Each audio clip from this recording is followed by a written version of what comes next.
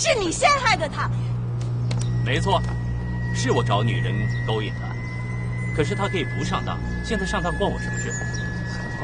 好，大哥啊。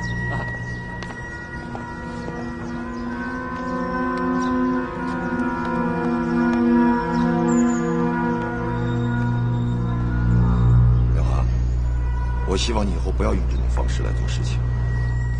我从来没做过违背良心的事情，不像某些人。我跟嘉全、天林还有小萌都说过了，如果你以后想知道夏莹的事情，你直接来问我，不要问他们。问你，你会说真心话吗？当然了，看你用什么样的方式，是兄弟的情分，还是以对待敌人的方式？我用什么方式，不用你教我，你准备好就行了。我等着你。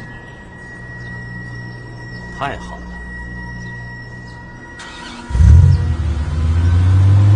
小王，去死吧！小王，干什么？带他回去。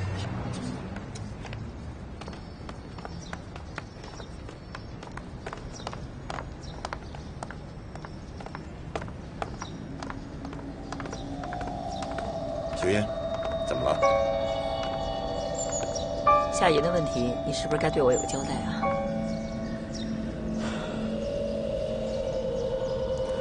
小萌和天林都见过夏莹了。那你刚才干嘛当着大伙儿的面说夏莹已经死了？那他们见过的夏莹是你说的那个替代品吗？小云，我这么做只是不想让陆远航知道。为什么呀？这是一件很复杂的事情，一时半会儿根本说不清楚。好，你现在不愿意说，我也不勉强你。但是你知道，我一直都很信任你。我希望就这个问题，你能尽早给我一个满意的交代，行吗？当然，一定会的。毕竟我们是夫妻嘛。谢谢，你还知道咱们是夫妻啊？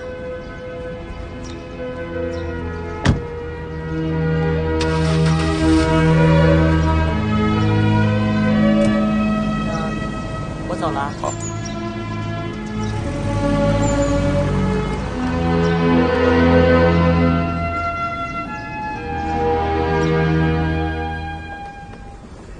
小梦，一个人可以无耻到这种地步，你没事吧？你觉得陆根农说的是真的吗？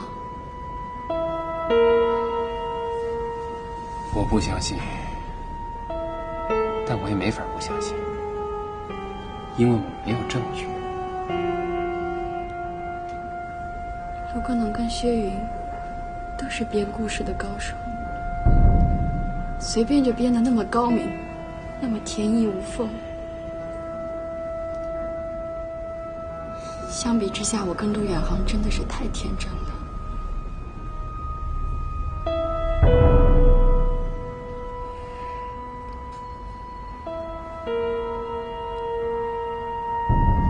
小萌，你说句话呀，啊？你要我怎么发誓你才能相信啊？我现在都已经付出这么惨重的代价了。医生说，我的肾还有肝，什么细胞20%都坏死了。我那几个小时那就是病人，我没法控制自己的。我主观上是不会背叛你的，小萌。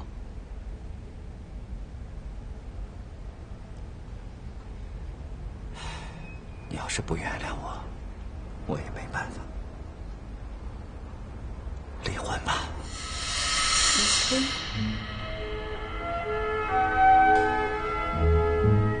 因为这件事儿，你永远也忘不了，永远会对我们的生活带来阴影。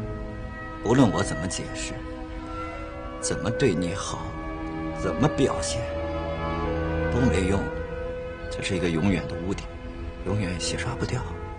就为这个，你想离婚？我当然不想，可我不愿意看到你这么痛苦。我看到你这样，我都快难受死了。与其这样，还不如让你自由。我们一起生活了那么多年，我一直都是守身如玉，没有一点污点。就算是陪客户去洗浴中心、去夜总会，我都是逢场作戏，点卯就走。要不是因为这次无家可归，你又去了三亚，我怎么会去洗浴中心住呢？你替我想一想，我用一辈子来保持清白，这次是让人家给算计了，我一辈子都白干，我冤不冤啊我？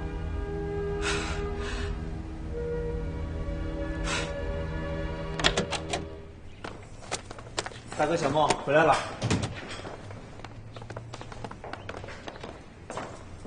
大哥怎么样？没结果。陆刚农自己出面，把所有事情都揽到自己身上。这个家伙太难对付了。看来陆根农真的有很多的秘密。今天这一次，本来离成功只有一步之遥了，可是他的出现，把一切可能都堵死了。现在弄得好像只有他一个人才知道夏英是怎么回事儿。死了10年的人了，他们都可以从地底下翻出来，搞那么多花样。这件事一天还没确认，我就一天不会放手。陆根农，你这招真够狠。目前最重要的就是要找到夏英。对，就算陆根农说的那个夏英是假的，也必须要把他找出来。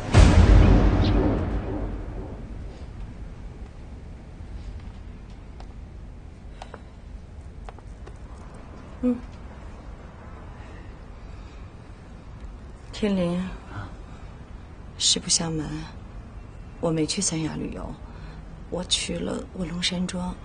你去？是啊，我就是听了你的话，去给陆远航做保姆。我原来以为这样他就不会害你了，现在看来，即便是这样，他还是会害你。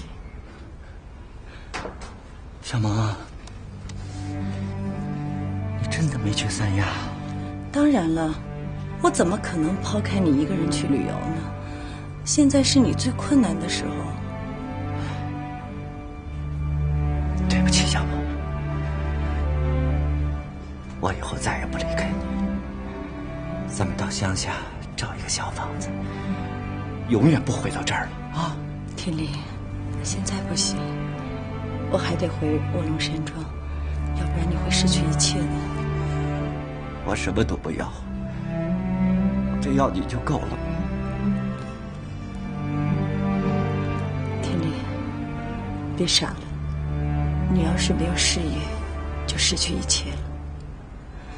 相信我，我一定会想出办法替你解决一切问题。你让我怎么谢你？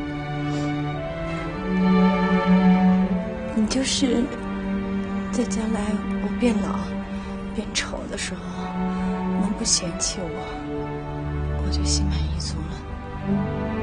老婆，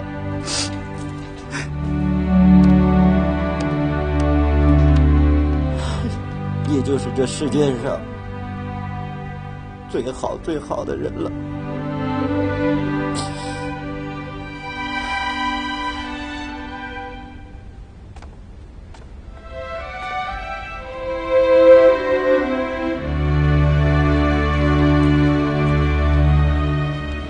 怎么了？你看啊，这人这么多，多不好意思啊！快放手，快呀！哎呦，怎么了，天林？哎呦，先坐下，先坐下。哎呦，我这身体恐怕真的不行了，走2步就虚。没有啊，就是因为你昨天才吃的药，休息2天就好了，别想太多，没事儿。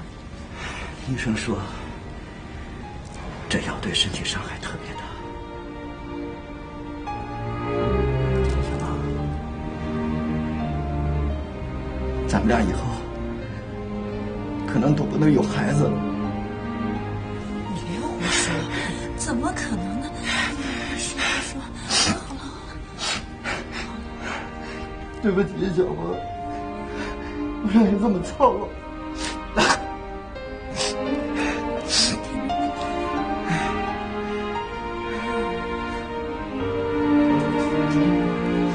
小毛，你都有皱纹了。